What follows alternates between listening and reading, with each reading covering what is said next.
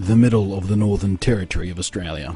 It's red, it's dry, and it's a long, long way away from big cities and bright lights and high-tech civilization, which is kinda inconvenient if you're a big city boy like me, hopelessly hooked on a constant high-flow intravenous feed of the internet.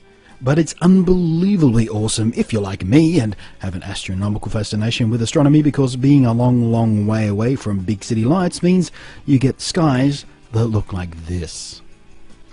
But first comes the recap.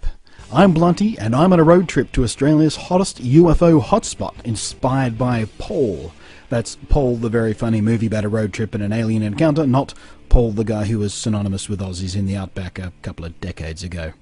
We used to describe it like to people as, you know, E.T. meets Midnight Run. E.T. probably as well, and E.T. Mama Tambien. E.T. Mama Tambien.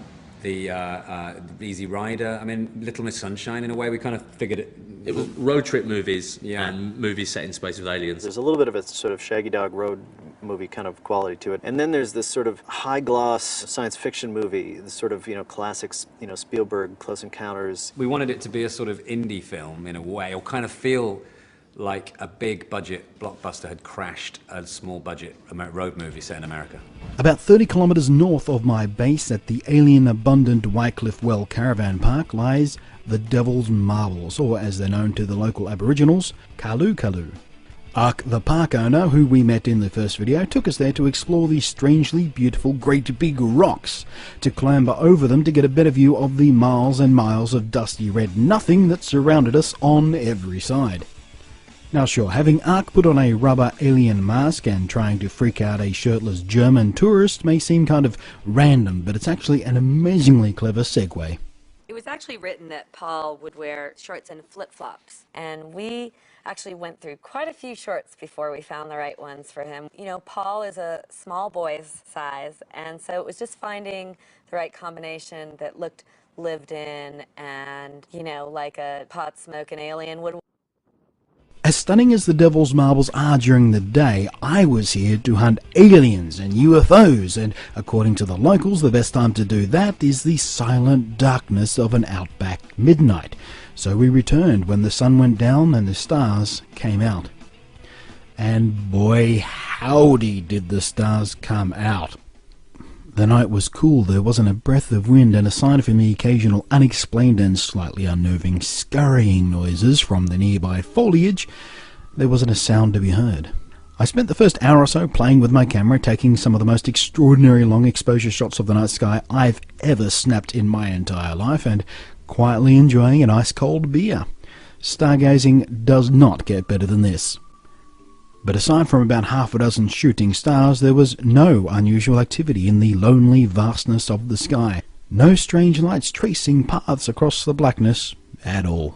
I was starting to feel slightly miffed. As happy as I was staring at a sky as beautiful as this, I was in Fox Mulder mode. I wanted to believe. I wanted to see something amazing, something I couldn't explain. I craved an experience to slacken my jaw and open my eyes and baffle my mind, and I'd spent a day and a half being told all about mysterious encounters of spooky floating lights and massive shapes rising silently over the rocks, of glows where no glows should be, and all I got was silence and an awe-inspiring but otherwise routine astronomy. On a couple of long exposures I was trying to get of the flat horizon and the starry sky, I noticed a streak. That's the red line just above the horizon. In subsequent exposures I tracked it across the sky, just over and parallel to the horizon. I don't think this was extraterrestrial activity. I suspect it was simply a rather ordinary human aircraft. I was ready to put my skeptic's hat back on by now. But then we noticed a glow from the horizon. Over a period of about 5 minutes it grew brighter, and it stayed steady for a few minutes more, and then very slowly faded away again. This dome of light came from an area where there should be nothing that generates that much light. The one and only road ran off in a completely different direction. There was no city or town over there. In fact, there was no city or town for miles and miles and miles and miles and miles and miles and miles and miles and miles and miles in that direction. There was no airstrip, no military base. It's not a glow that reminded me of any of the stories I had been told, but it was certainly a mystery. and not one I've yet been able to come up with a decent idea to explain given the circumstances. Now for your viewing pleasure, here's some classic Latrugs.